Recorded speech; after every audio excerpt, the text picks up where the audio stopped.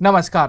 प्रभा साक्षी podcast में आप सभी का स्वागत है। आज के इस पॉडकास्ट में हम बात करेंगे 50% की सुप्रीम कोर्ट की लिमिट, फिर नीतीश ने बिहार में 75% आरक्षण कैसे कर दिया, ये कितना प्रैक्टिकल, क्या कोर्ट से मिलेगी चुनौती।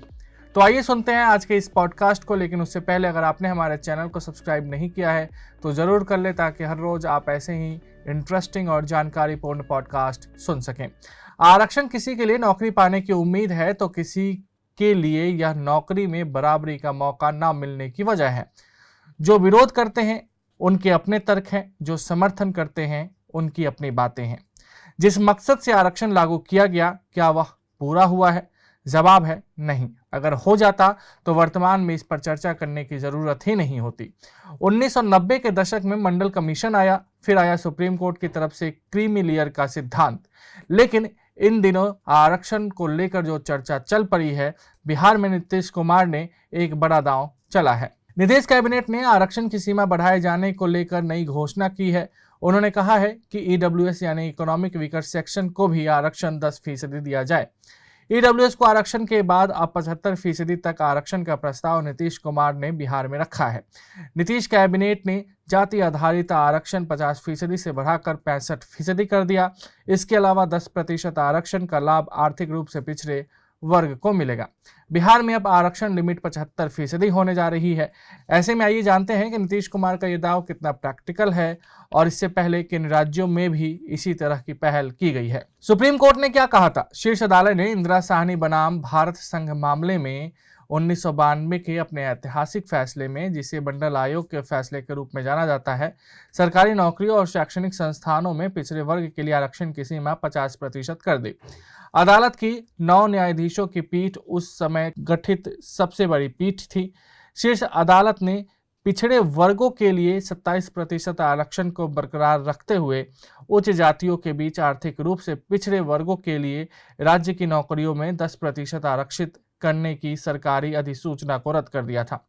फैसले में क्रीमी लेयर की अवधारणा भी सामने आई। क्रीमी लेयर को इस प्रकार परिभाषित किया गया था: पिछड़े वर्ग के कुछ सदस्य जो उस समुदाय के बाकी सदस्यों की तुलना में सामाजिक, आर्थिक और शैक्षिक रूप से उन्नत हैं, वे उस विशेष पिछड़े वर्ग के अगड़े वर्ग का गठन करते हैं और उस वर्ग के लिए निर्धारित आरक्षण के सभी लाभों को खा जाते हैं, वास्तविक पिछड़े सदस्यों का लाभ पहुंचने की अनुमति दिए बिना। फैसले के बाद क्या हुआ? 1992 में फैसले के बाद से कई राज्यों महाराष्ट्र, तेलंगाना, तमिलनाडु, हरियाणा, छत्तीसगढ़, राजस्थान, मध्य प्रदेश और अब बिहार ने आरक्षण को 50% की सीमा से अधिक करने के लिए कानून पारित किया। फिर 2019 में केंद्र ने आर्थिक रूप से कमजोर वर्ग ईडब्ल्यूएस को 10% आरक्षण देने का फैसला किया।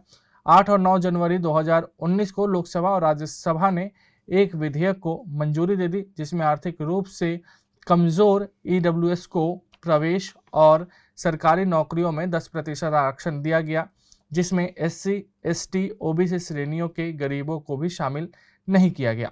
इसने एससी, एसटी और पिछड़ा वर्ग को मौजूदा 50% आरक्षण के अलावा ईडब्ल्यूएस के लिए 10% आरक्षण आवंटित किया। इससे विधेयक के खिलाफ दायर की जाने वाली याचिकाओं की बाढ़ आ गई। नवंबर 2022 में सुप्रीम कोर्ट की एक और ऐतिहासिक फैसले में 2019 के 103वें संविधान संशोधन को बरकरार रखा।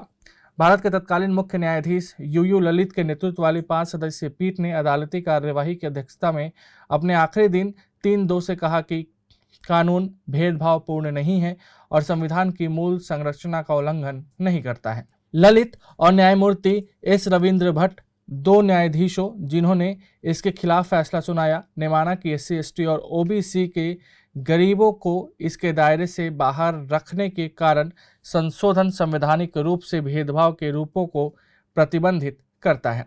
केंद्र ने स्वयं अदालत के समक्ष तर्क दिया कि 50% फैसला पत्थर की लकीर नहीं है। बिहार सरकार का क्या है कहना?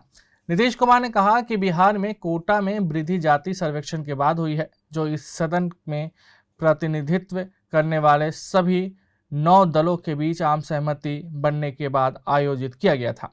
सर्वेक्षण ने हमें व्यापक डेटा प्रदान किया है। हम इसका उपयोग समाज के सामाजिक, शैक्षणिक और आर्थिक रूप से पिछड़े वर्गों के उत्थान के लिए और अधिक उपाय पेश करने के लिए करेंगे। मुझे खुशी होगी अगर केंद्र भी देश भर में जाति आधारित जनगणना और आरक्षण बढ़ाने पर सहमत हो जाए। विधेयकों के अनुसार एसटी के लिए कोटा दोगुना कर दिया जाएगा, 1 में 2%, जबकि एससी के लिए इसे 16% से बढ़ाकर 20% किया जाएगा। ईबीसी के लिए कोटा 18% से बढ़ाकर 25% हो जाएगा, जबकि ओबीसी के लिए यह 12% से बढ़कर 15% हो जाएगा। जदयू नेता ने इस मौके का फायदा उठाते हुए बिहार को विशेष राज्य का दर्जा देने की नई मांग उठाई और कहा कि प्राचीन काल में हमारी भूमि इतनी उन्नत थी, ऐतिहासिक कारणों के कारण इसमें स्थिरता आ गई, हमें अपना खोया हुआ गौरव वापस पाने के लिए कुछ मदद की जरूरत है। आरक्षण की वर्तमान व्यवस्था क्या है?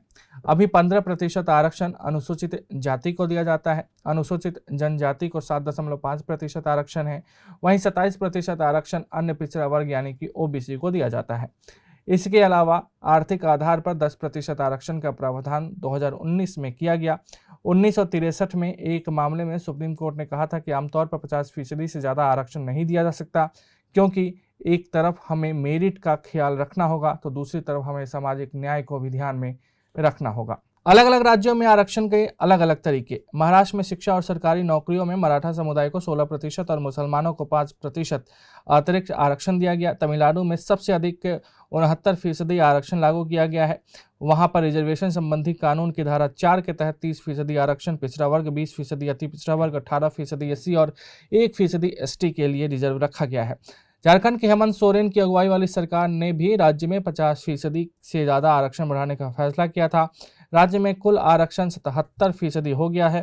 कर्नाटक में आरक्षण की सीमा 56% हो गई है। आज के लिए इतना ही। अगले पॉडकास्ट में देंगे आपको विस्तृत जानकारी। जुड़े रहिए प्रभा साक्षी के साथ।